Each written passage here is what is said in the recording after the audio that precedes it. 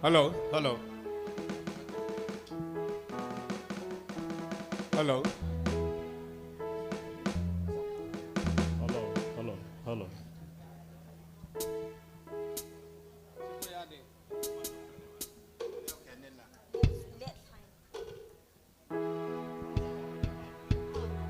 Kalung leng vai kom le.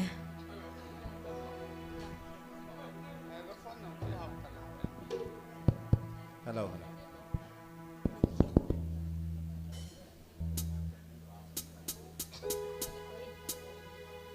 hello. Hello. Ya, anh em be. Tôi chỉ là ba vậy. Hello.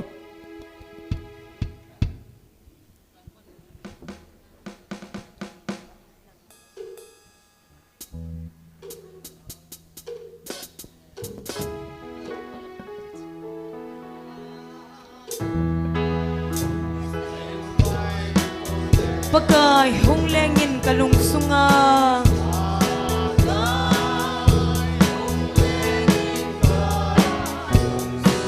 Leng vai cha te choldo na mun na len na chu.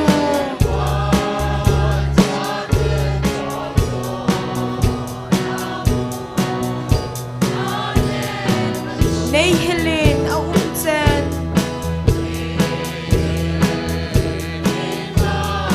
Lấy gen thầy na a ka len lai hi.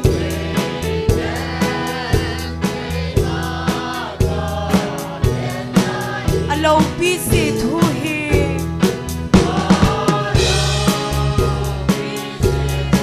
Ka say zo thầy boy o.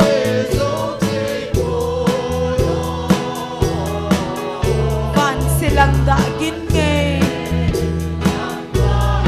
Ba choy na da kay dia gin ngay chu.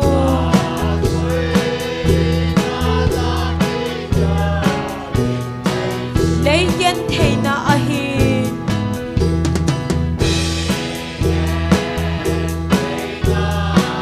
Leng vai xin ka mi mau sing zong le.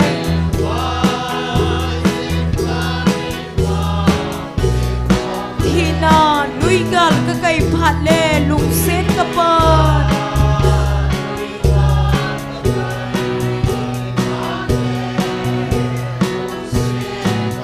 Oh, ay na lam ton tin. Lung ton min hiso na peitan tin.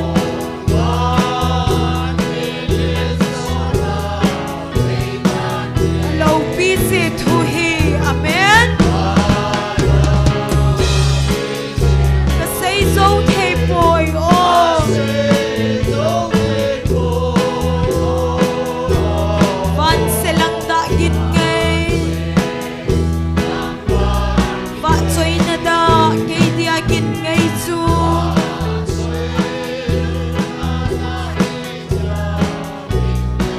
Oh, chumun na leng chu.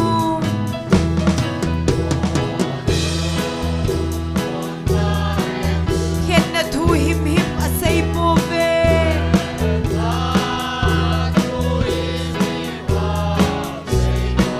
Ko thing nom le kial ngồi nâu chu tông so le lan.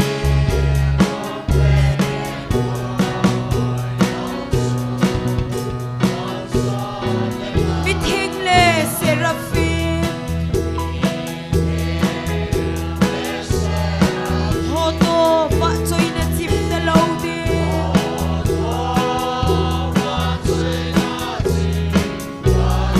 Alo busy thu hi. Ka say zo thầy boy oh. Van silang da gin ngay. Va choy na da kay dia gin ngay chu.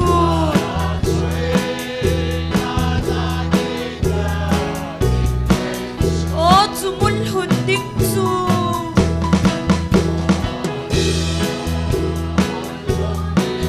Lấy gen thầy na hin ay dal sita.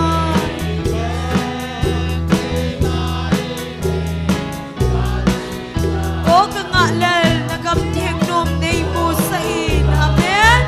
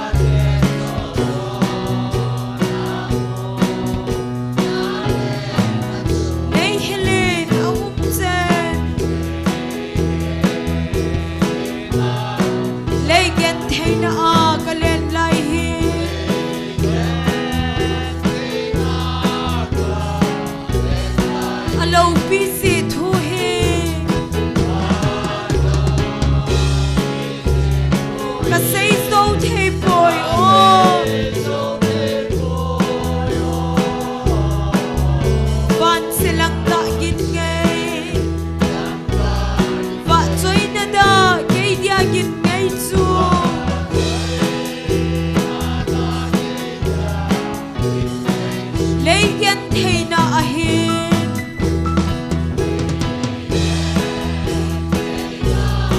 leng vai sin kapin mau sin zong le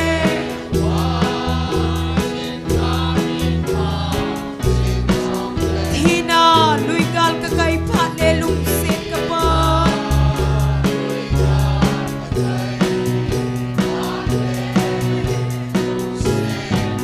oh ei na lam ton tin lung ton pin hisona beitan te hallelujah alo pisi thu he ka sei zo the boy oh van silang da git ngai va choi na da ke dia git ngai chu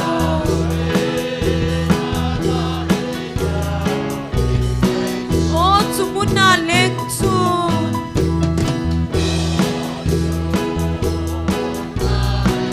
khen na thu him him a sei po ve hian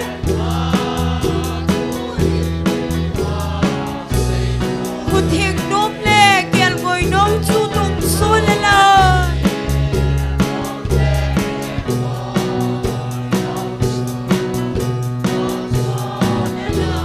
mi theng le seraphim hoto va choi na chim ta lo ding hallelujah alo pisi thu hi ka sei zo thei boy oh hian van silang da git ngai va choi na da ke dia git ngai chu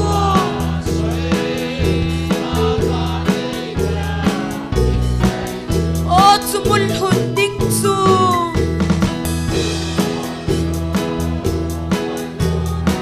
lei gen thei na hin ei dal si dai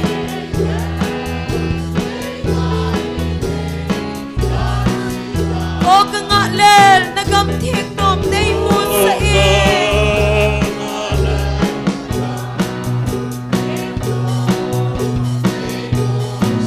sona tum kau choya he oh salem tha mu gal ka nga lel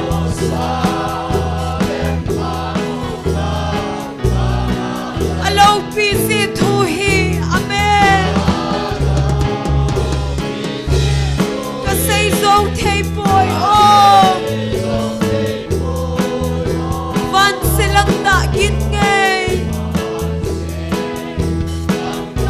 va choi na da ke dia git ngai chu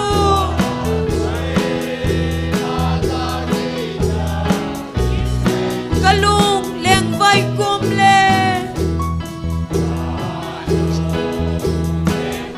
pagai hung lengin kalung sunga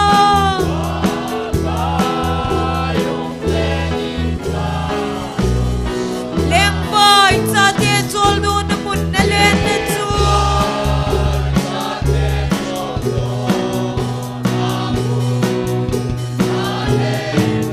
nei helen ahum chen lei gen thei na a ka len lai hi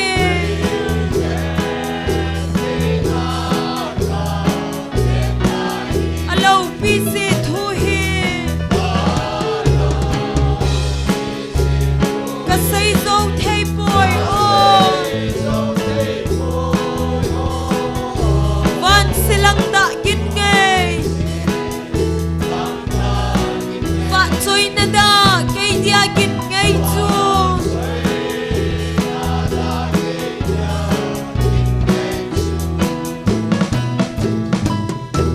hallelujah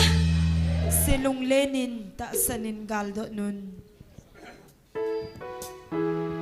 selung lenin ta sanin gal alang van kam lo pi leya lem vai cha te tu la len no kial ngoi no le hin na thing pa chu nen lung se te aleng ngui alo pina ki pa in sau hi te amen o thi san lu pa choi lan sange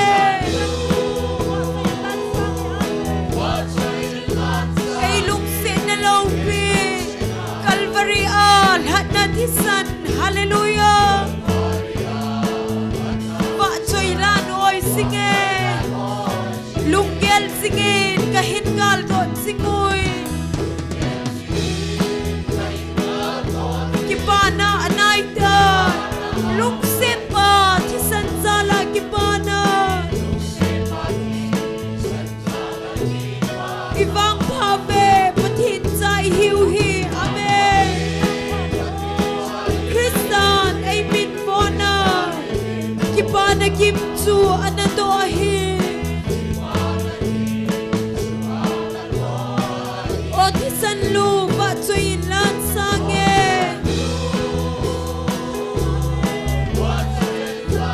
ei lung se na lo pi Calvary al hat na thi san ba choi lan oi singe kei ding tu ma ki pa lo pi pen chu a he lung se theng hi a hi pathen chale anato hi na so nei hil sigin kei ma na hin dile o kapukai dei da nei hin mangin thagau so chan na de o thi san lu ba choi lan sange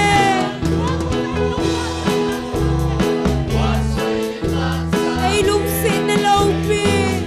Calvary al hat na thi san ba choi lan oi singe tha na tok so gin ngai a ki thong e lung se ka gol ngai te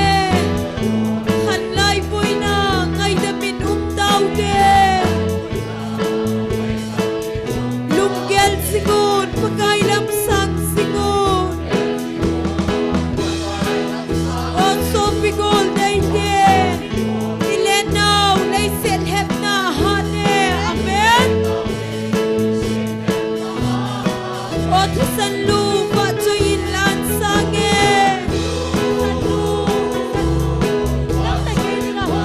ei lung se na lo pi Calvary al hat na thi san ba choi lan oi singe se lung le din ta sanin gal do no na hi alang van gap lo pi leya leng vai sa te tu la len no kial ngoi no le hin na thim pa so nen lung se te leng ngoi alo pi na ki pa in sau hi te amen o thi san lu pa choi lan sange ei lung se na lo pi Calvary al hat na thi san ba choi lan oi singe lung gel singun kahin gal don singoi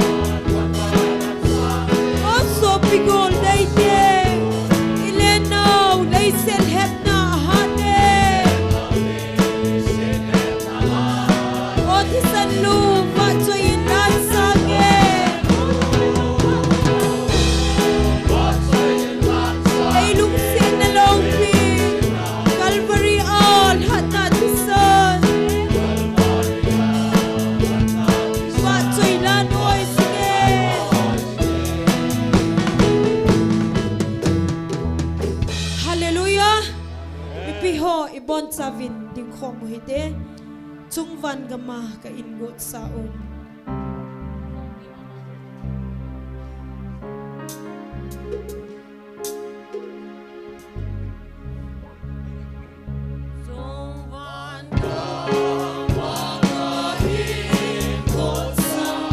anangay to din pagkay sita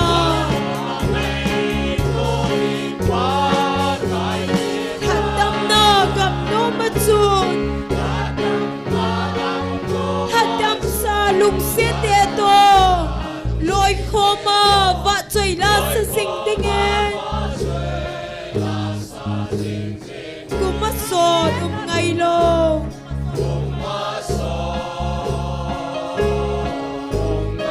kipana gamatsun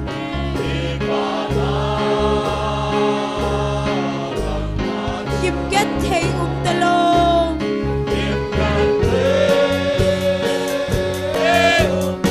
sumunatsun hadve itending amen kay tingin hadam puhuk kita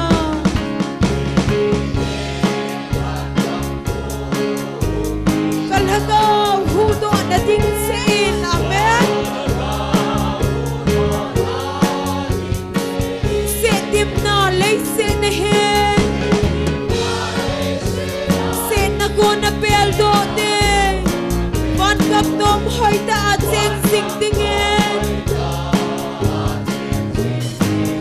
kumasod ngaylong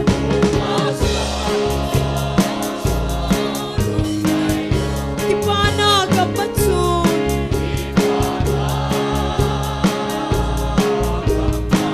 kimget hey talaw amen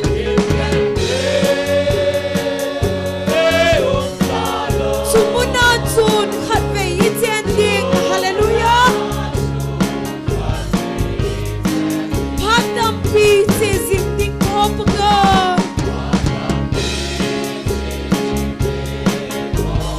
kay ma nay pop singen ki kahen manglaw helin pagay sin iten khom na diu lima vet nom vet da umlaw tsap na lengta amen kumasod ngaylong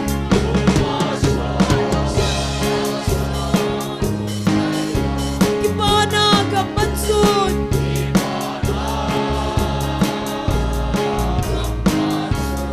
kimget hey talong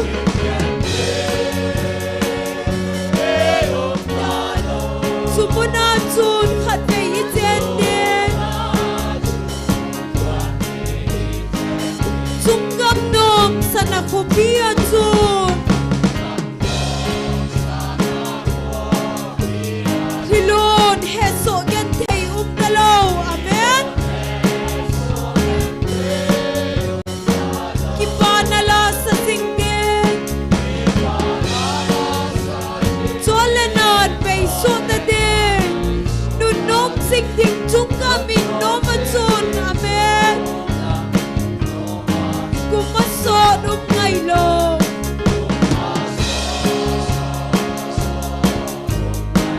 kipana gamatsun amen kimget hey talong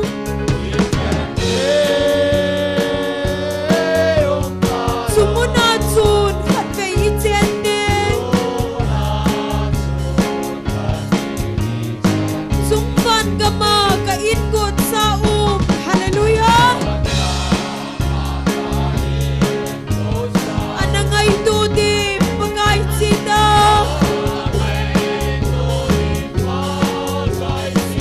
hadam na gamno matsun hadam sa lungsit eto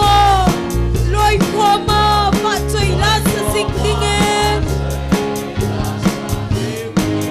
kumasod ngaylong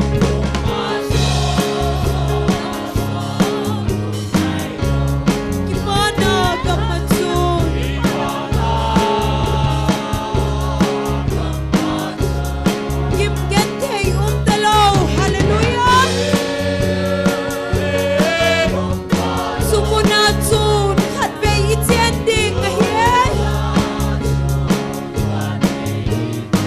cây tingin handam buhong kita.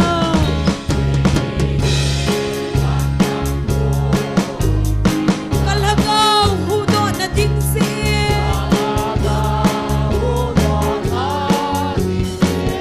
Sitip na laysin na he. Sit na ko na peldo de. Banggang dom hoy taat sing sing tingin. Kumasod og ngaylon.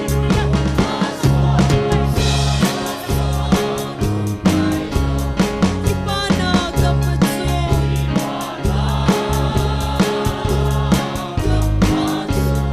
Gimkentay umtalong.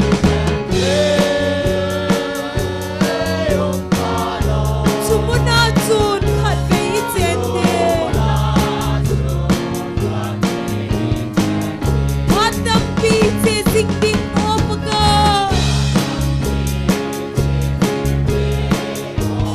Kay mo, nay vok singen di kahay. Manglaw helin pagkaisin.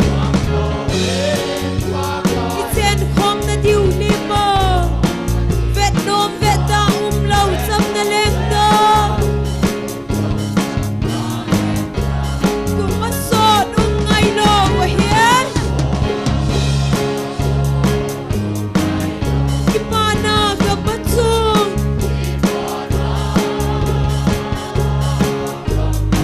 Gimkentay umtalong.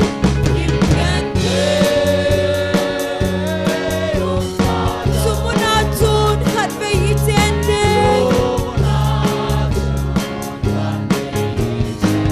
Sunggang nom sa nakupian zon. Hilon heso gentay umtalong. Kipanala sa singding amen. Solanat may sota din. Nunom singding sungkamit nomatson. Kumasod ang ngaylong.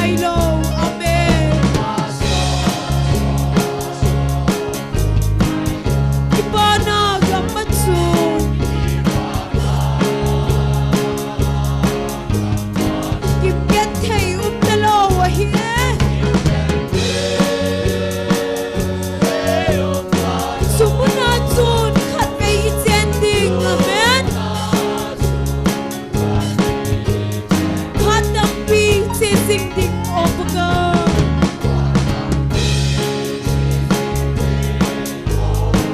Keima nei vop singe tika hey hallelujah Manglo helin pagai sien Itsen khom na diu lima Vet nom vet da lau chap na lek da amen Kumasot ngai lo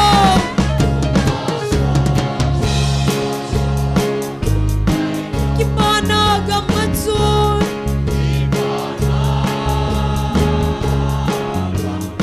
Kim get hey talong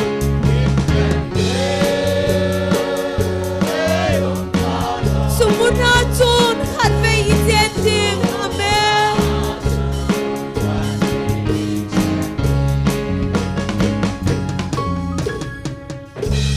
Hallelujah Pagaya pai Pat Zosen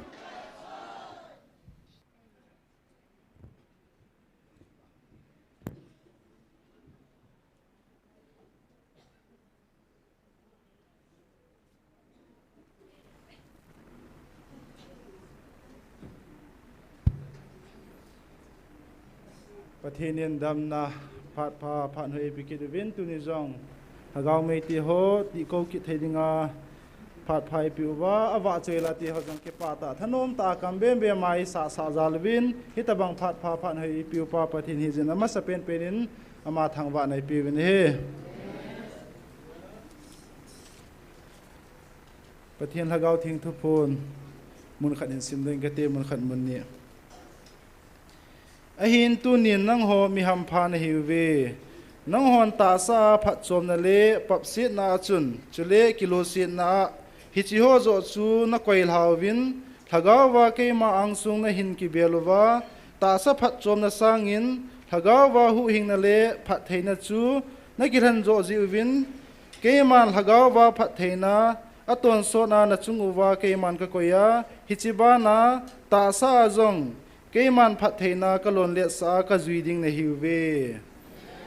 Hizi chun nang hon pap set na le kilo set na kon na hindal hawin na hin jam sanuwin Keiman nei bel zo jiwin Keiman ania lhagaw wa zong ta sa zong na chungwa tang talowa hichi phat theina chu kalon dim sa ding na hiwe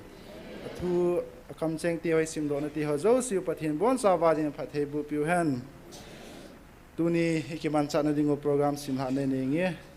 Tunia tauna ilam kay piding hile evangelist hin mang hungin tin pathin wa choila isa piding hi khatna gol hang lena nunga wa boy pa jang khusei nu thi thim amaho chenga kona hi pathin wa choila nengai la diu hi tun ama sapenin tauna hanane yutin jing ni ko hi counseling hong hitain cha jong hi pathinin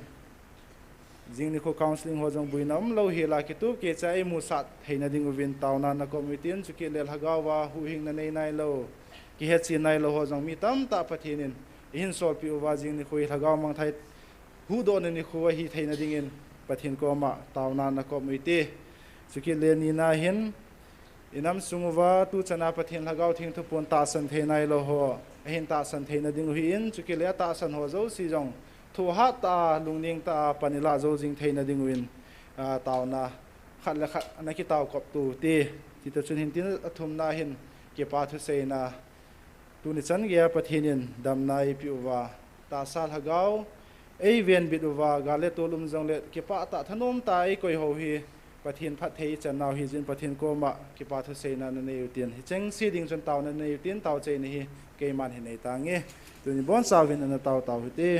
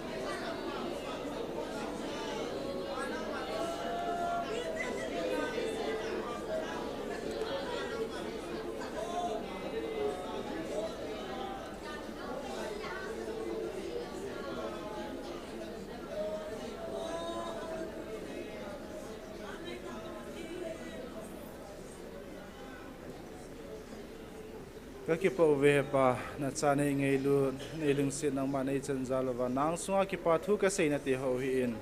เอปะจิงนี่ข้อ counseling ที่เขาจังคิดตัวเกจานังมาในมุสาดิงไงจากกระทุ่มนักตาวน์ที่เขาอินกระเดกไงกระทุ่มที่เขาเจ้าสิวนังมาลุงเสในสันปิวาพัฒนีปุปิยตุนีสุนพัดโปรแกรมที่เขาจังโลลิงตานังมาในเจสาดิงไงจากกระตาวน์ที่เขาเจ้าสิวในสันปิวินที่ให้นัติสันมันตามแต่ละโด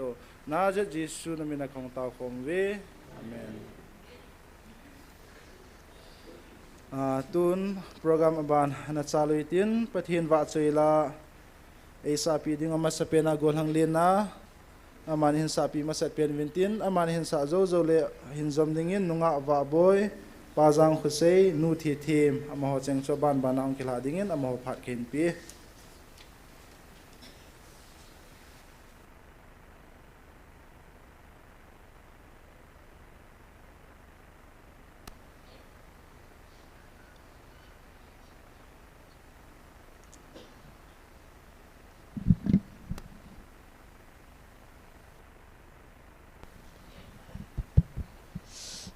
ตัวเกณฑ์สัตดิลาฮีเกณฑ์กอมปาวะกัสเซมากัสสะกะลอยโฮโตไอโฮปาวะไอมีปาวะ translate เกณฑ์โบลาเกณฑ์สัตดิ recording studio มุนฮี GMFDI music จางคุกายคงใส่ singer Lena Mangti pakai bat soy na dingin saing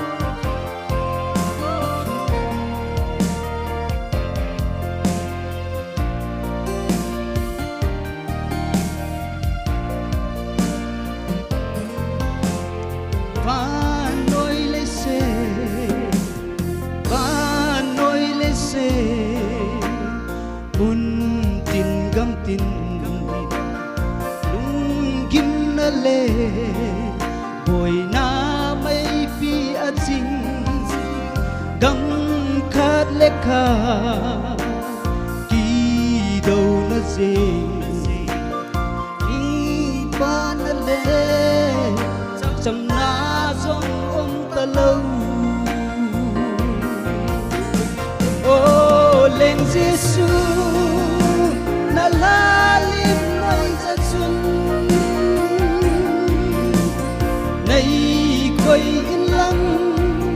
nay ôm đi dinh ka hin khoa lung mô nga ka oma ka đâm suin na phát rơi dinh ta nghe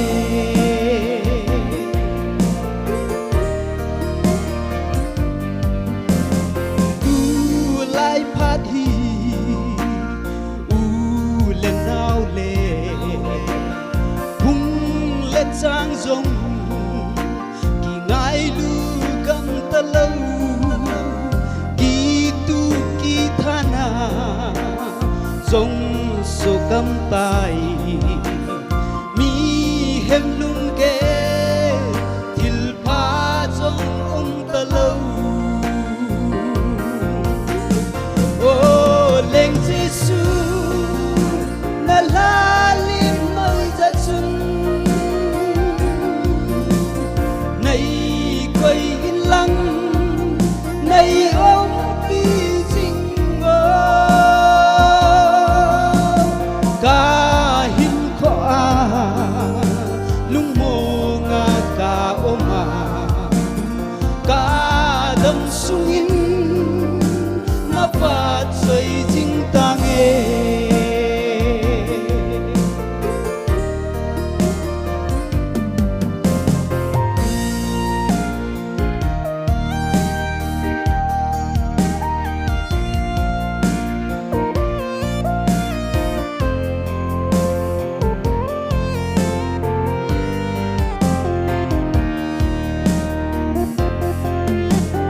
hát lê NIKHO hô trong khi khel gam tai thil so khalo hô trong a so gam tai Bible today hô trong quy lung pan tai a kidang nghe thil so hô dâu se ô lên Giêsu na la lim nói ra chung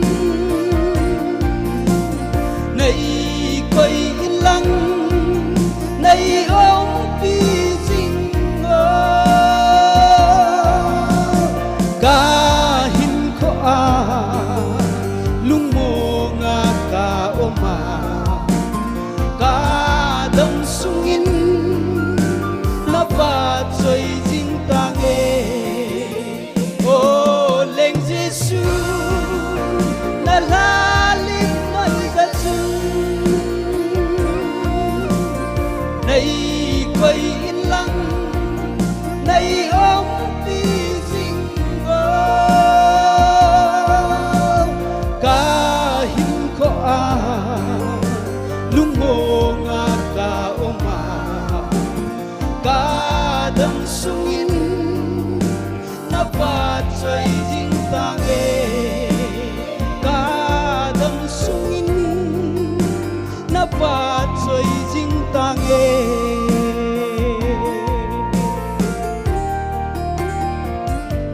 thank you.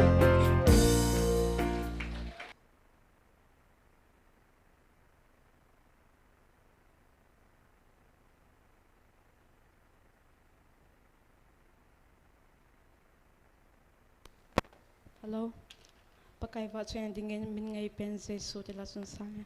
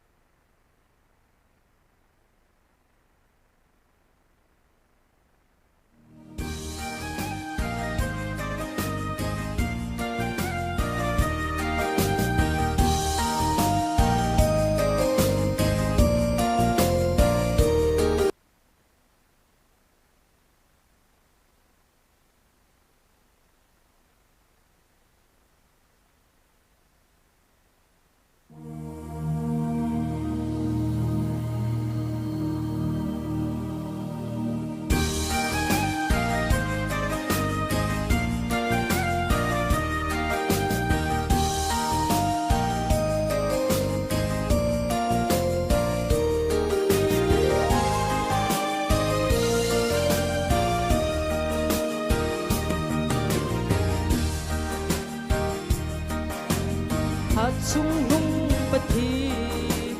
nuôi lấy si để thắng va na min ngay bên nay hiểm cây hồ dia ki hiel ngay lâu lim bel chung bất thi min ngay bên hát chung nung nang nay hiểm min ngay bên hát chung nung ba kai cần va chơi cây hồ dia có ba thi nu lâu bi bên nay hiểm tuôn số sông bi bay đi này lâu ba cái này hiểm khu sâu hi lâu na min ngay chua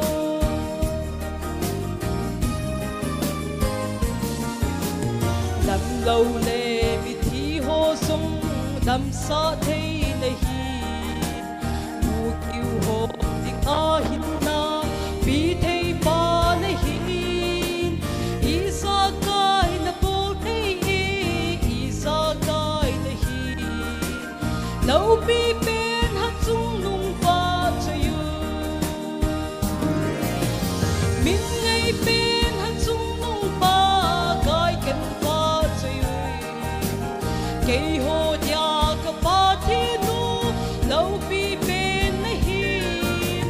tuôn số sông bi bay đi này lâu ba cái này hiểm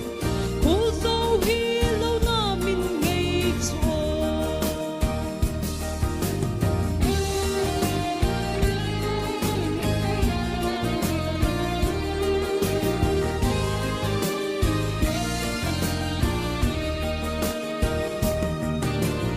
na phat na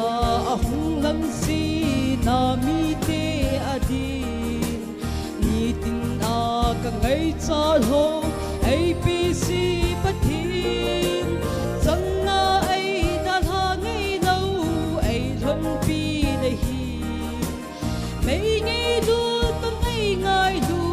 lâu min ngai bên hát chung nung ba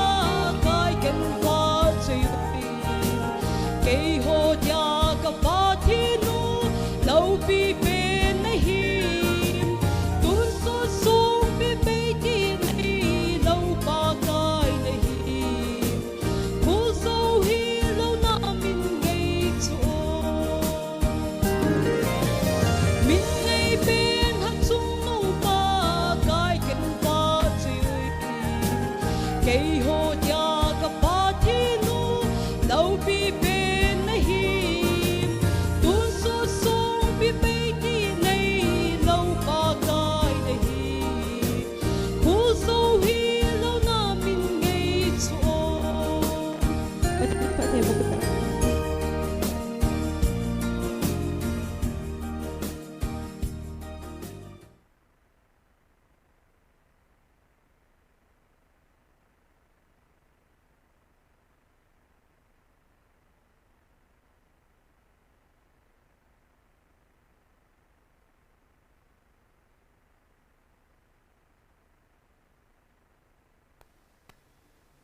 các cái bài phát hiện vắt trời la sadinga guna hin coi lâm cài họ chung ạ cài menin kipa thu kain pongin vắt trời la không cái gì na he in trong lung na chim sen in satawin he pan thu po na khát về epeo chung van gama in got sa ti chu kain sa ding he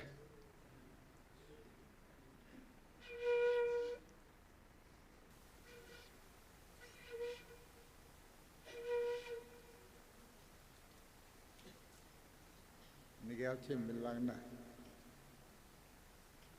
ha tambe se ale ki gol to thelo hi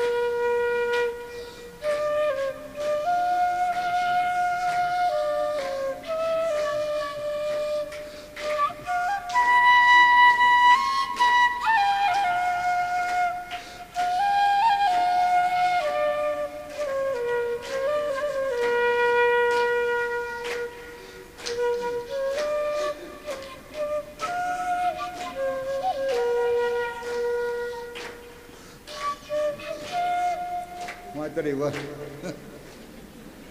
không cái phần phang này nè coi là cái trụ rồi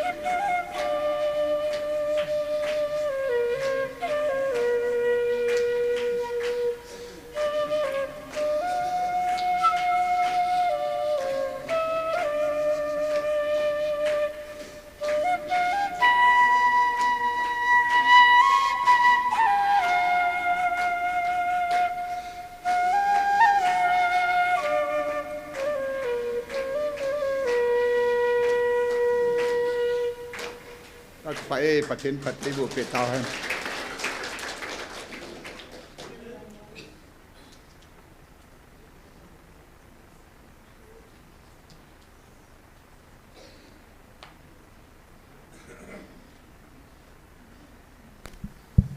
Hello, hello. Adia piding lâu nay ngày lụt na ti lain sang.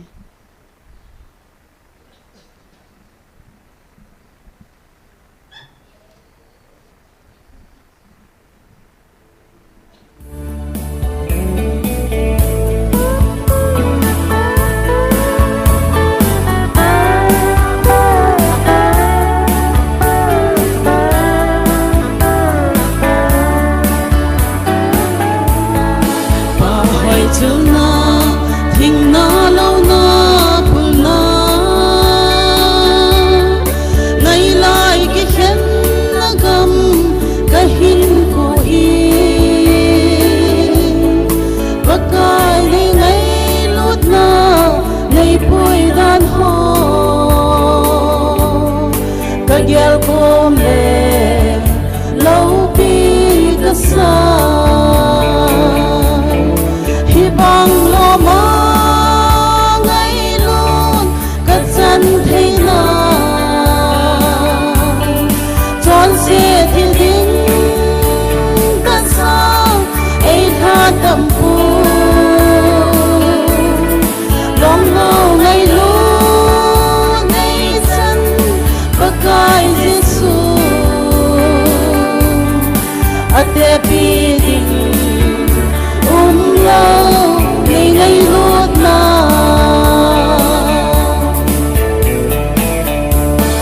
chu to ni khát lệ thim ta ding za ba cha hoai hi hung bo lum te se te nu zong hung kang loi ding ai hi ngày lút na vang chữ muôn tê hi bang lo ma ngày luôn cất chân thấy na chọn se thiên ding ta sa ai tha tam pu lom lo ngày luôn ngày chân bakai Giêsu ate pi ding lâu ngày ngày lút na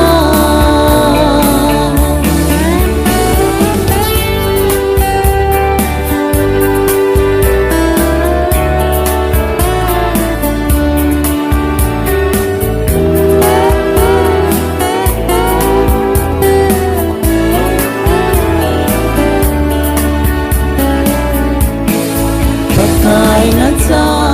ngày pui hoai dan hi o su ding na su so lo dây lan đỏ lâu cái khi na he su a ngày ngày lút ta ka bang a pha na cha ka hi bang lo ma ngày luôn ka chan thei na chọn se thiên ding ka sa ai ra tam pu rom lo ngày luôn ngày chân bakai Giêsu ate pi ding lâu ngày ngày lút na ate pi ding lâu ngày ngày lút na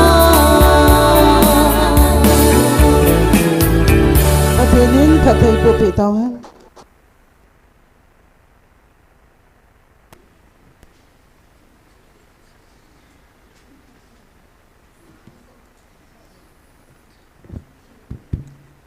Bathin wa chơi la ngay ta hin sa do pi ho zo siu chunga ki pa thui seven am ho zalin pa pathin thangwan ai pi ve phat aban hin chal ma sangwin tip na khat pam langa song isun khu i chanam khat chu ina sung do tawin haptama sa collection na bol chun tham khat awa zep na lai lam kai ho kona khe sa dung zuin hi chun jing ni khoyong le hin hi chi isun thing theina ding win collection ini kham khamona dol khom ki nutin ana ki tho khom ki nutin hi chelai pam langa I tauna ding o hen lang elo le gari kinga na ding hi jong le thup phoni le hin mi tamji mama ta ven I he su ke hin tauna ki tup ji point pam lang ho ken de du hin hi so hi ki sim tu me dinga jing ni khole hin song so na ding in ini kham khamo ana dong khom ki nuti ti chu mi pi ho hinga tip na ke hin nei he jing ni khole chi collection chui na nei diu he ti chu ken he sa hin tin tuin tunia taona elam ke pi dingo evangelist hin mang pathin phathei bo chang puma phat lo dingin ama phat na pi taw te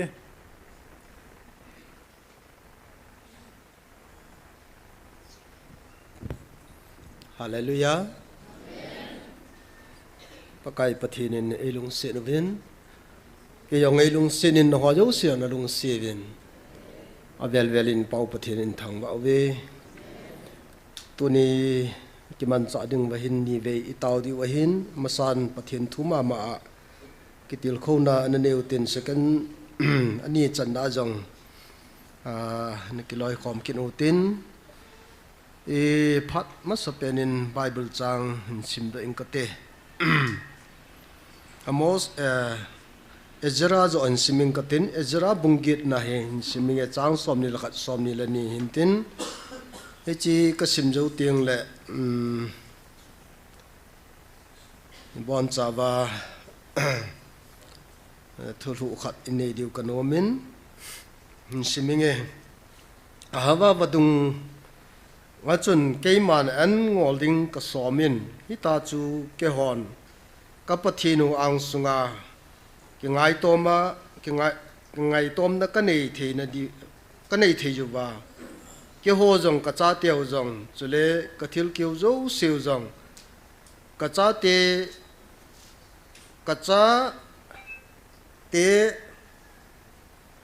phatet cha ka jot naw ka lun su ke theina di vin pathi ni nga taw theina din ka bolu ve ijina miti le hitabang khul ga ma ka chiwa ka china wa hi melma te akuna ei hoi do na diu leng pa hi nga sipai phabep le sakol to thimi phabep thum ding chu keiman za cha nan ka gyal tai aji chu ke hon leng pa za chu ke ho pathin chu ama hol te dinga phata thahat ne ya hin ama sumil te zo siding nga alung satna tha ki song jing jing a hi tia ka sei saw ai tai pathine thui simu bon chawa ding phathe bo ta han ye bonu vin pathin jan an dingu hitin Bible ai lut masang an thil khat ka ga sei no men tuni i topic ding wa kala nom chele kholjin hina wa pathin thon pi hina diwa pathin ngai chat jing wa hi tol hanin tonen mi khat mi ni he ding khomo tin ti chu na loi nu na loi pa ko ma thu na sei ding khat kan sei de hin amos bung thum chang thum dai hin ni nai le ke hu to masalowa mi ni ki jot khom thei mong nam ti decision ai lo le thulu nei nei ting le in i bol ding ho ki bol le hin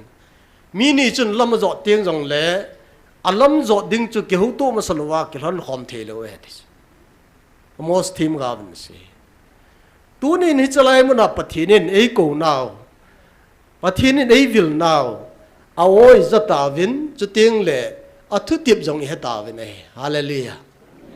akhuti ai le tu ni a hi kadam sungin keiman hilaya akiphung pa alpha le omega pathin hat chungnung pathin o kaja he kadam sunga ma ta kelon khom jing ding kahi ti gulnu gul pa pasar nu nei het pin ti na thuru ding na sim de e chu tu nya ka se no mai inamu hi pathin hon pi hi lo wai le ilam thun lo dio he ka puna nei ka gelen inamu hi pathin ei pi lo wai le ilhon pi lo wai le lam thung lo de tunin midang hilovin na din na koma na loi nu na loi pa na ji pa ham ai lo le na din khom jong le tunin na sei deu chu phat kan pi de hin tunin hichalaya hat chu nung pathin ei vil pau to kilhan khom jing ding hi kadam lai ni phat kan ei sungin ke man pakai nung ka zui de na ko ma ka phun do hin taw nan nei hejingin tin lang sei pan taw te le ibon chawin khat koma hat chung nung pathin ei vil jing pau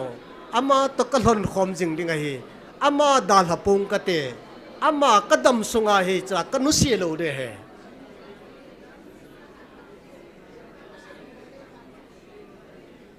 he nge isai jo tau le pathin janen anato ki tau tre na ki pawa helai buna ata san cha teo hi tu na nung tol lo ding le i pi jong le i ta bong ha sa pha ha sang lung jong le pakai ke nung chon ta pong ya nang tol hon khom dinga pan kala de tai ti na ke sei pi uchula na ale ke wang nung chia tang ka ti na ti di ven hello di na e chu thu tip in o hin covenant khat in sai vin tonin Mei tarik saginia thu phun hin sim da eng ka ti tarik saginia pathen lagau thu phun tunin nang ho lung hada hi uwin keiman ka pi na ka hlon pi na ho zong na hon na ki het naw ve aji chu keima na chungwa ka kitep na bangin na ta san dung zui wa ka pui ding na hi ve hallelujah tunin ama chi na a ki sung hon anangai phawin tunin ka o za theilowa satan dinga mun ot o ahi bo ve athu aling ke jin asimpo vin ama ho dei bang le de na lai bo asimu vin ache pi gam ta ve ka thu ke ma de nain amangam ta ve hi chi ka thu chu abon chan simu han lang abon chan juyu le ke ma de na dinga le khat cha ki pe pon te ama ho de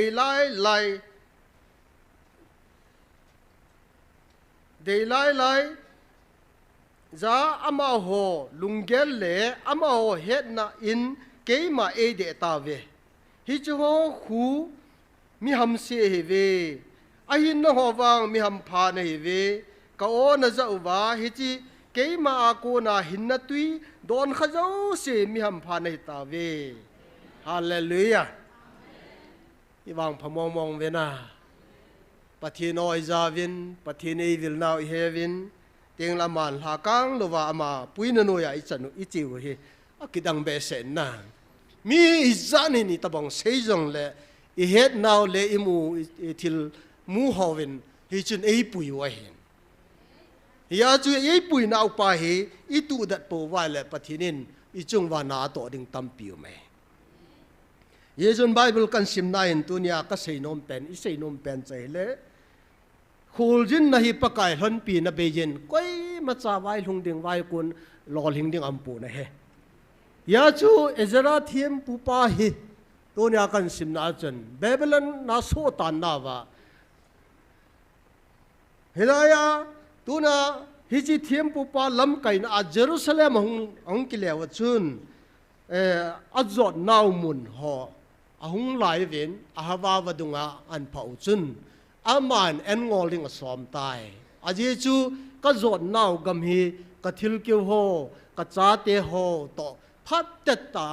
kim sela ka zot naw mun jerusalem ka hun so thein devin en ngoling ka somin hi cha cha an ka ngolin le ka pathian kom wa ka taw bun a hele aji chu leng ho sipai ho yong leng pa sipai yong ka ngai cha povin tiang le sakol to thi mo yong ka ngai cha di povin aji chu ha chu nung thane pen pakai chu tunia he ama ni pam ka kisun naw ama bo he ja chun ama ko ma ka taw nai le ka khol jin naw dam selin ka lung ta ve hallelujah tuna ezra thim pu pan alam zot naw thun na thua pakai ko ma mai cha ba sim tu ni ni vanai le ho ngi tu na en ngoling en pakai ei sei povin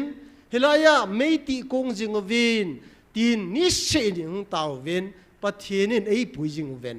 ha chung nung pathin jalen tun san gen hada lovin yum jing ve akidan na chui piam tela pathin in ama to lon khom jing ho cha pui jing ding mong he ama dal ho ding awang chu tu ni a he kinap nom lo he mi hab se ve ti chin se da ta ven chu kin le Exodus bung som thum la tum chang som la ngai simai le mo sen pakai za ai tin seyin nang ma mi pina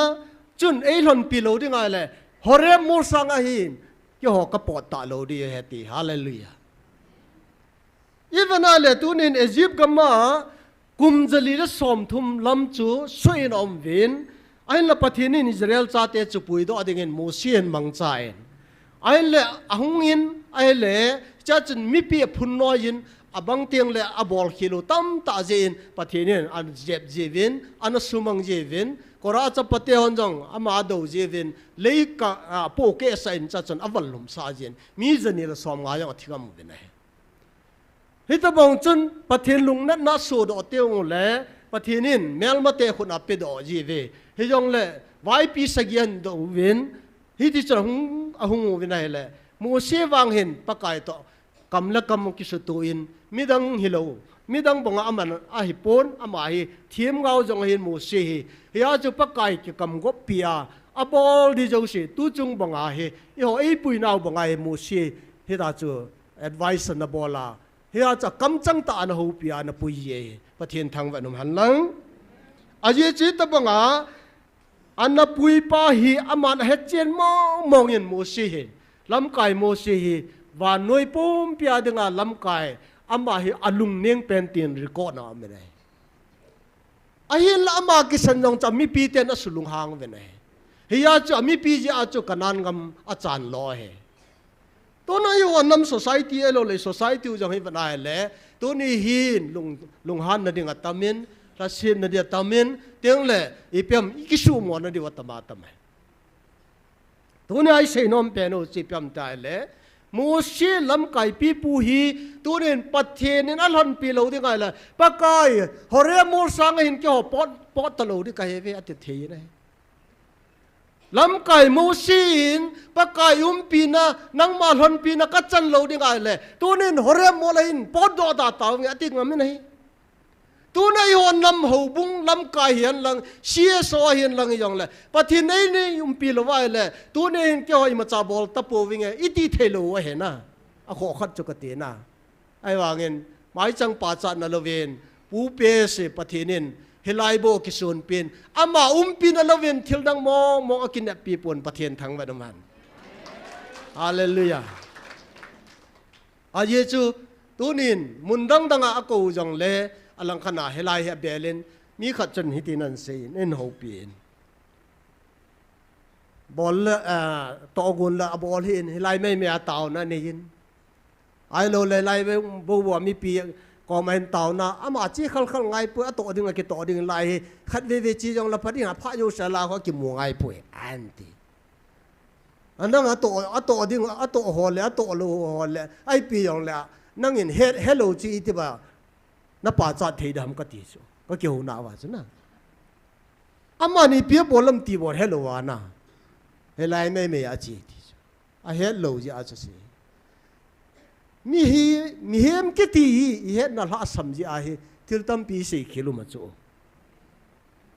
he na la sam ji a che kami te su chang ki to le ti cho ho sia lang isai them ga ho che vele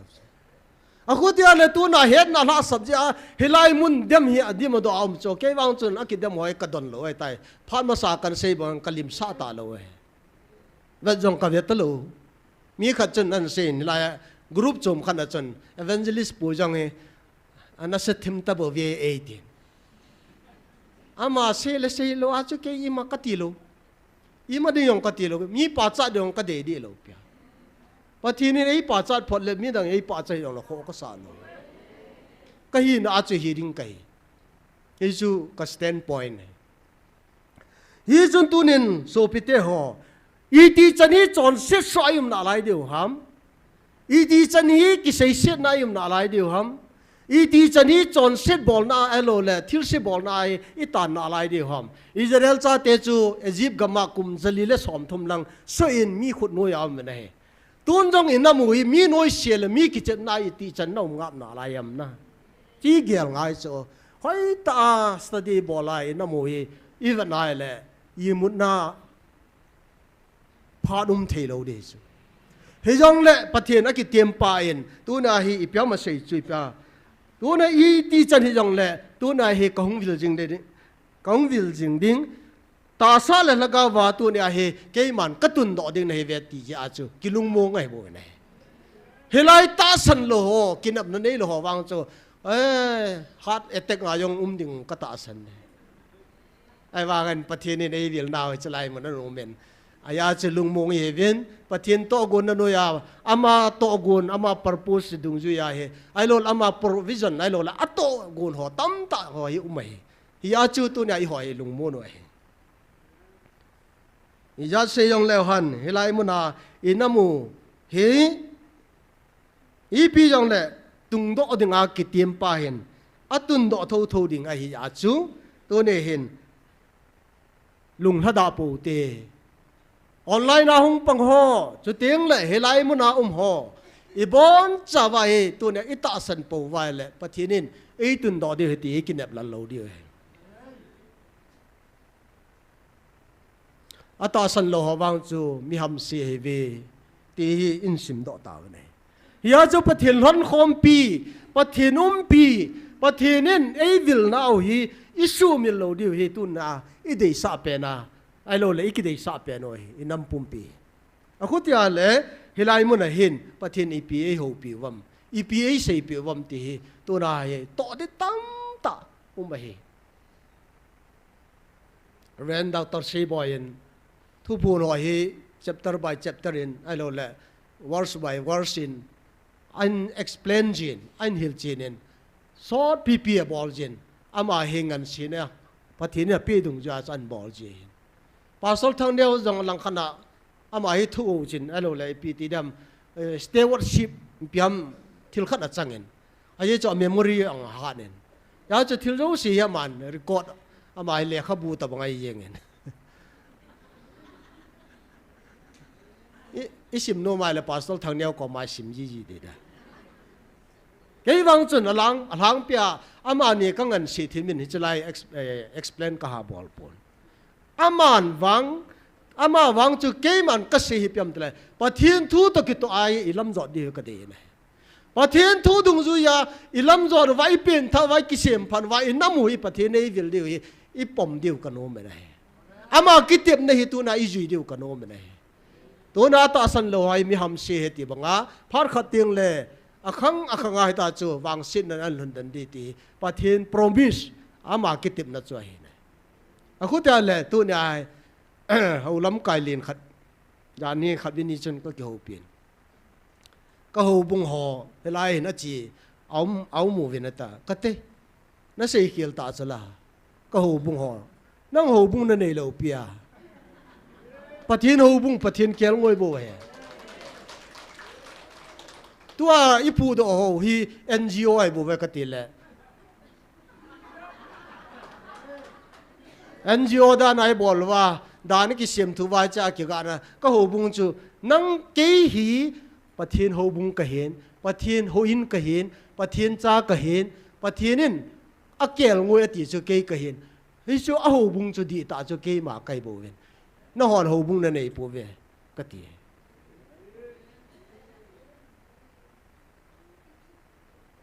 a kom wa khulai leng ka che ding helai che si ho hi ka ho pi de ta i pi ngai dam chi hin ka ti so ma kha jong a pe taw ta mi anu la pi ta ai ding pathin na to na pi su me ai pi boi dam anang sum lan tong ka po vin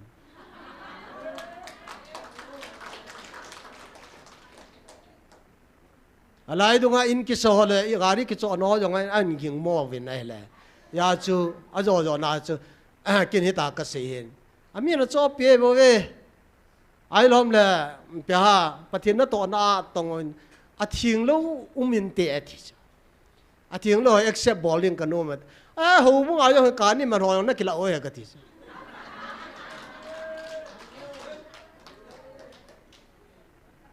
black business ho yang ai lo le contract ball ho yang adi ta ball khat cha yang ka he ki te la ki sei khilin tin ka he be se lo ya chu ka se ya chu tu ni a he ong ki tu hoi ki pa ta ne accept thu long he line counter na ball chu di lo he yi chun min pathen na to na chu alung lai po le pathen nen adi chu a hi po la pha yeng ne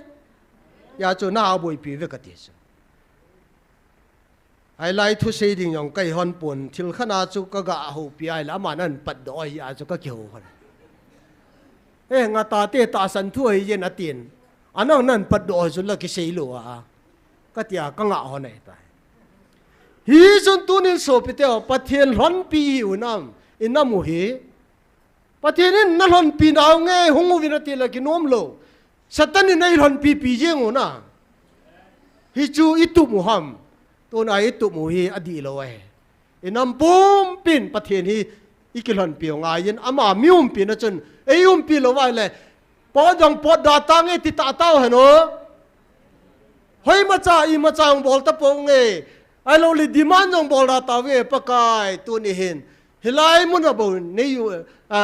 dan ta wi nge na lo ne lon ti jo ta ka ti cho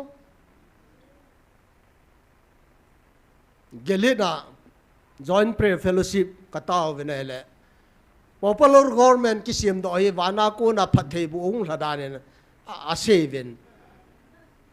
ken a chai na pe na thu ka se chu ikita lo je wa email ma te to demand khat ki ne ya email ma te to compromise ding nei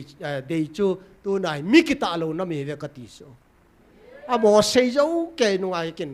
a khum khana ka bo le ni so pyo chung langa ho tama tong leader ho tama tam ik ngai lu thei po ven pathin lai ho ven I tao ven khat cha ki man yum po ve ka thi hit ta bong ngai lu nam lo wa pathinin ngai lu na ka tun ding he iti wa hin tu nya he ve ven ik ngai lu ma sang se ven pathin na tong thei lo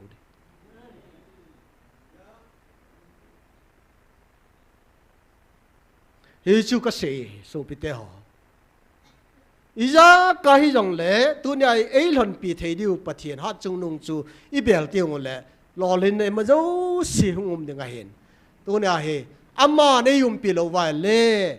pakai pathian I da la wa le ma jo ei da la diu wa ma na phu ne ya chu tu ne hen amma wang helai mun ta san ho zo sin wang tu ne ni ta san na hi pau pathian a ki pa pi I pau ven ei phat sei ven alung al hai na hi hallelujah yi chun tu nen hada alowai pan di hi tu na pakai to lon khom u ti inam pum pi yong pakai to lon dingin decision lau ta katis ku ti tiang la pathini ei tun di ti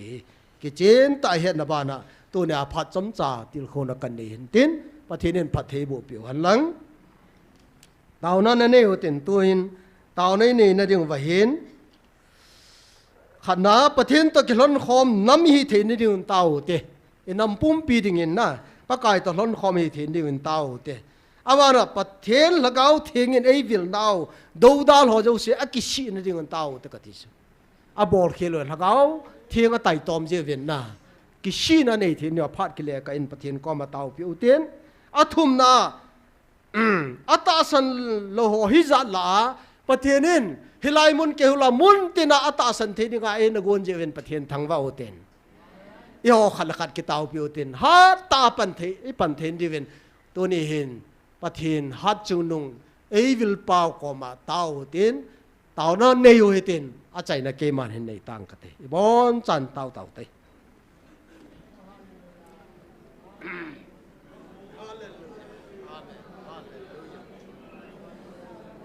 namin thiang lo pi ya ven ka thang lo ve chunang ni ki pa pa ka asal la ka wa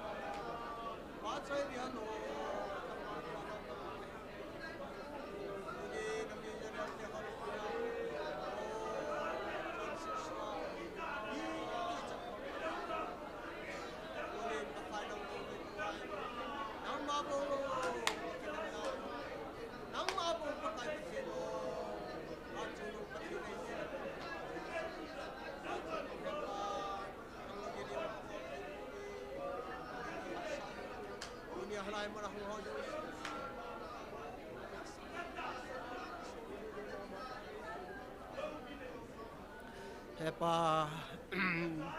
nei ngai luvi nei lung sit jing na lai vin pakai lai mona nang man o pakai pathe nang ma ko ma tau thei dinga dam na e pi jing nang na hi je na ko mi ga avelen ki pa thu ka se hepa tunia jong lai mona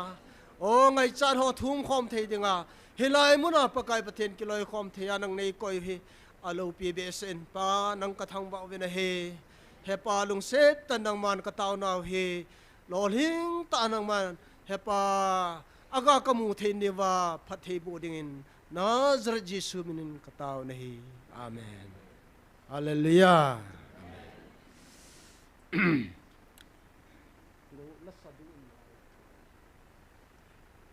la sadingam ta la wale pharkat ana chi jom kinu hitin Jacob bungli na he kaga sim do nom kinin Jacob bungli changli na he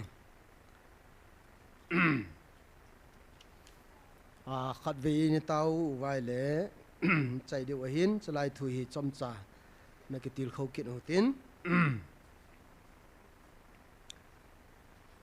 vô nu mei zong ho và nói to cái hậu thế hi pathian gal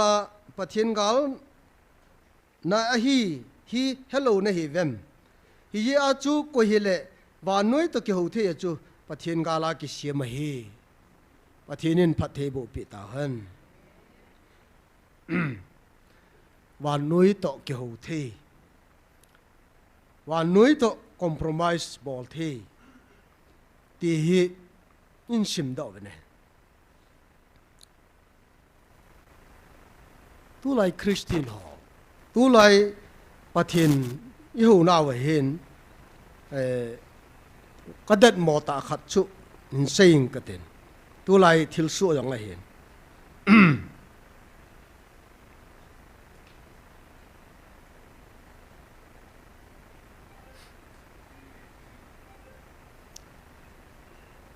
và san đình in hầu lắm cái hiền lăng có hi rằng lẽ tu na ilung gel pau hi tham khơi gạ si leng kanomen ate ka na khanin icha teo sukuli kai sao ven doctrine di ham di lo ham jong i ve khal po ve di hi jong la kho lu icha te le kha thi phonai le ei ho ho to ki tu hi jong le sukula chu admission ni bol abana asukul ikai sa wang wa chu mun chu ma hi tuition ni la sa kinu chu he ro chu na asukul kai na chu sun lai kai sau a chu ma tuition igala sa kinu chu ale athip be che na dinga chi to banga chu I bol education line na abana sukul nei te chun kyo sukul ana kai sau hin achuma tuition la theilo di ati khawam ati kha lo piu chuna inom na chewa tuition na gala chula na igala sau chu ale sukul nei te chun mun chuma na la theilo di he ti han lang hin pho ta le iti na gel dem ipi na gel dem ti hi question a sukul te chu noi mo di chu na ai wa nga den mom ta khat chu kan sei de tai tu chu nga hi I sukul kai nau ti tau ti I hei mai ma ho bung chi a sukul hi kai yo thaga wa na I sukul kai nau I sit ta je wa chu amun chu ma tuition hung lo chu lai ai ne hello à cái gì đó này hết thêm văn mà đúng không special là class cho mai là ơi ai chứ chú hậu bung hồn mà chú lo na association họ ăn mà ta chú cái school bộ cái gì muốn cho mà tuition là gì vậy nè đi thấy dem là chứ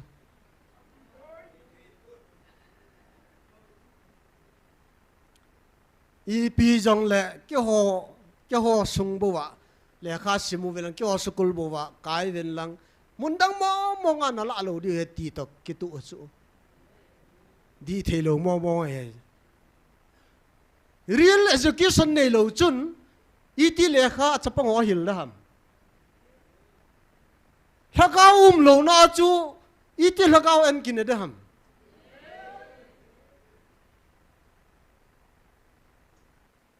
ai le min lagau en chu adang cha phana hobunga ko na mun chu ma fellowship mangai cha na aga chia yong le na chi thelo de ki ti chu di di na e ma thip na ding e ma hobung ai lo le e ma en ai lo le e ma so cha na di lo ham e lagau chu hobung lam ka hon control theyam control thelos a khotia le tu na hi freedom yêu cho ai le tu na hi religion jong hi amma dei banga anop numa ki ho thei dinga tu na Indian constitution lo yam cho aku te la koi na control the am chi control the lo ai wanga abol khel pen u chu mi a za daw pau chu abol khel len pen hi chon tu ne hi ka sei nom chi pam tai le su pi te ho thakau en nei lo chun thakau en chu mi itia pe ding mong mong ham tu na cha te chu na hil the na dinga chu nang yong vat zui the na hi ngai chu la nang in bol lo wa na cha te bowling an hil la chun kun na thu la de ham thakau nei lo chun lagau hu hing na thu itia sei pe the de ham hi chu education line na yong au min lagau thu do la yong mai hi chu in nam min i he the lo je wa chu lagau in lo je wa chu hi chila ya thu phung yong i mat the lo hi chu ka sei no me tu so pi te ho i pi jen tu na van noi ta kyo te yi pathian ga la ki sem nei lo ha ma ti hung di ta chala i ho bung ho jo se hi compromise tam pi bo lo tu ni ai ho bung lam kai ding yang chu first class contractor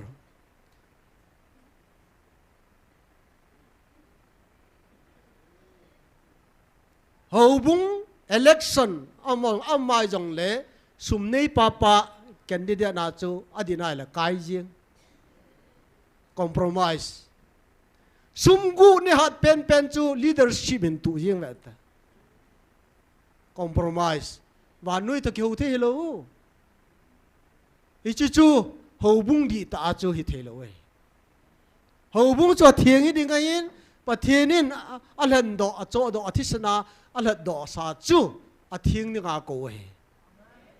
tu na ilam kai ho hi van noi ta keu the nga nei ta ya chu amol a kun hung pod don ti i het je wa chu tu nya hilai mu nai pathin oi za oi bo hallelujah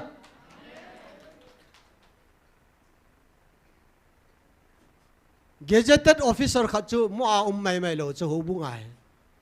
i piam khat chairman a mai lo le hoi lam khana hi cha ko na chu hung che kin in ta association na pan la kit thei chu ai wa nga agwa gu cha thei we ya isu pi ho wen na sei chula cycle gu ho lo ka mau men akurol an ne gu ho platform a chang ve ti i chu society he na i ho bungai ta ne he ya chu tu na hi chola akon hung pod ovel la kai man hi chi tiang chule a thiang anom tiang la katun do de ti pa tu nia oi ja u chu hallelujah hi chi chu me ko na o ki su ki siam thau ven ho bunga ne gu corruption so bang ve ti su ma na thilwa lo adi lo business ho jang chu adi po a thiangin ki ve ven ti su ma i chu i ma u chu i piam adar ka i pi ingai cha ro ham i hon pi ding wa pathi nei ko ke hon khom u te gam ka pi di te pa he tu na mel malen pe na i nei wa le koi to compromise hi wam ti chi het sai satan to compromise bol ta oila i gamu wa satan to compromise bol ta oila John sit thane na no ya jo se chu so e ve nei so chun tu ni hi ha do ngai he sul lam ngai he sangan cho ke hen na ko na akisut lo le pakai na man the lo ding tu nan na ki hen na khului ai lo la khau chu na sut tan ngai cho sangan cho ki hen na khau chu na sut lo wa le tu na hi chi khau chun control bo la le i ti pakai chu Jerusalem a chi the di ham na ki hen na khau chu compromise jo si chu ham la tang tunin pathinin natun ding ai pathinin ei pe diu gam u mai pathinin ei tun nom jewa tu na ei ko he ti i sei no mo ne ye jon tunin so pite ho amo ho la akuna po do ding en tunin ki go che jing u tin yin sung wa jong pathinin a cho ma ni ga e ko a hi jong le jing ding en ki go te ka ti e pijin pathian ka howe tia van noi to ki cho pol ho la ai thasi dum bo wo nu mei jong ho ati ho to ki lai khom no ti ho to ki lai khom ta lo ding a pathin ei ko ya chu tunin thagau thing ki ti hi tu na athiang ai ya chu nong na thin nga yen tu na ke yong ka thin nga yen chon sit te ki khanwa tu na valui to compromise jo si idal ha dio kano mane pathin ei ko we ei ko na ogin hi chibo cho he tu nen gam thiang ka pe ding na he ve pathinin ei tun nom je wa chu ama vai hom na no ya pastor pa na se banga theocracy tu na pathin vai hom na no ya khu sadinga gam tum ei pe go na he ni ho inom nai pu ve i bolai nop lo ham chon se di bol nom ji o he ho bung da lau te ka ti he poi ama wang tu na ho bung a chu athiang ding ai athiang ho chu kiloi khom na pathinin charge ati chai ho bung ati chai hiya chu tu nai kiloi khom na hi society da nai bol wa hi chi sasi hu ai hu na lam wa tu nai pathin to kitat kha nami hi ta ne pathin ko na hi ngai leo han so nai dam diu hai tai tu nin chi lo lo yu ti pakai nang la hon pi na am lo ding ai le i ma bol ta po nge ti thei ding in na mu hi ki ko taw ta ka ti hi chan chen ngang ka tin pathin ko ma taw na nei kinu tin a chai na hi pu pia sen taw nan man de hin i bon chan jesu minin dingu te din munin ga taw te ong pathin zala damna e pe pathin ko ma ki pa thu se utin nam la nam ka ki to mo no ho abe na ding in taw te so pi te ho iki to mo be se ve satan mu chi tu be se tai na abana pathinin angan sia mo po na ni ho jo se helai mu na hian lang cheteng le nam lam kai hian lang ho na to ho yong le helaya hla cha ho jo se yo pathin man the hin jing ai jing na ding vin taw te a chai na thagau mang tam taw ma he chi gyal do tin tunin taw na ne yu tin tuin taw panu tin pu pe se na chai na ne dai tai taw na ne pan taw te hallelujah hallelujah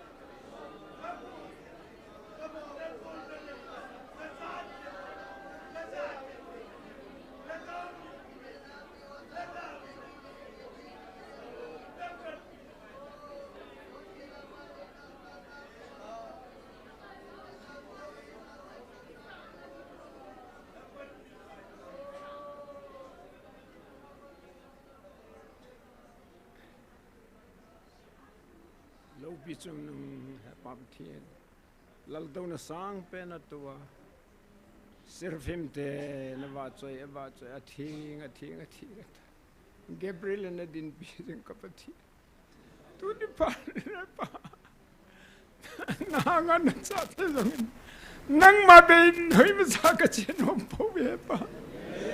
na mi lu sin la nei pui hoi jing ba o hepa ka ngai lu lagawa ka cha te ni ve lagawa Israel te ni ve ni ti je ne pa ka ki panang ka thang ba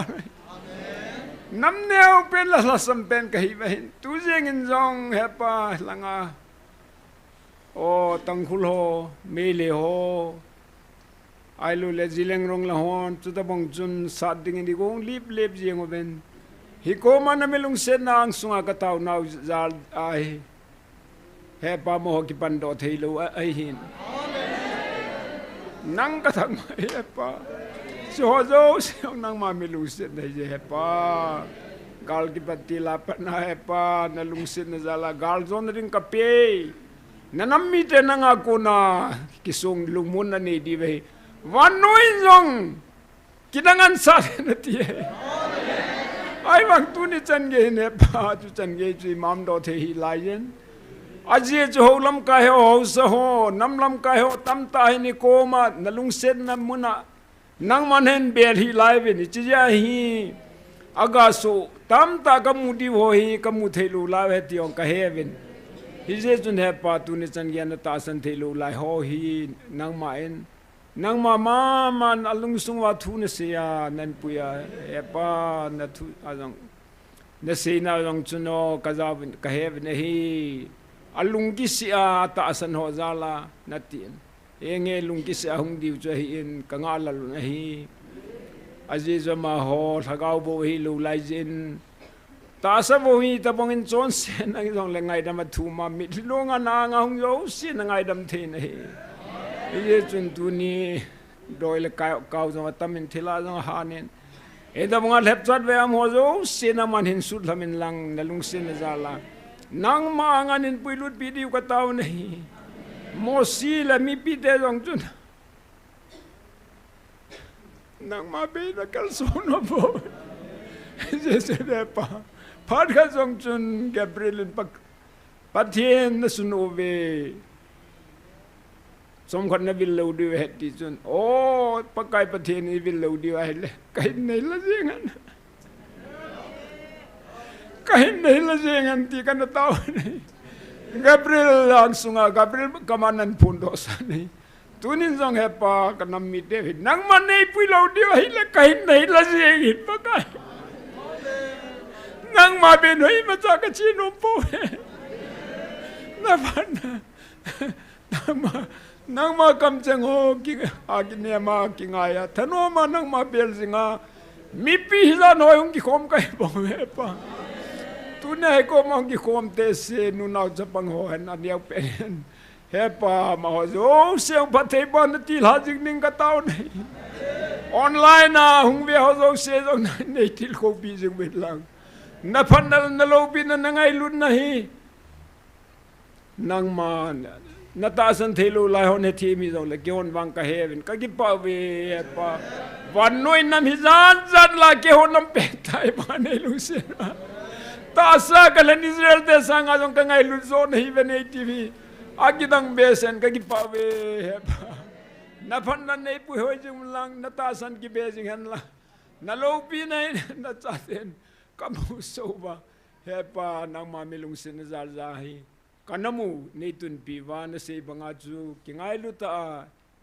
nam thaling ta nang ma za nang ma ging chu le van noi a zo nang ma thelu lai ho mu lo lai ho jong ka se pi wa van noi kam tin na melung se na ka pon do thei na ben tunin ni tha sim ta ben ta na ngai lu na ngai cha ka ta wa he tu phanin ka bon cha ben ka te che kan thum ve pa cho zo se ong chu lung set pen ka pa ka Yesu mi nei san pi un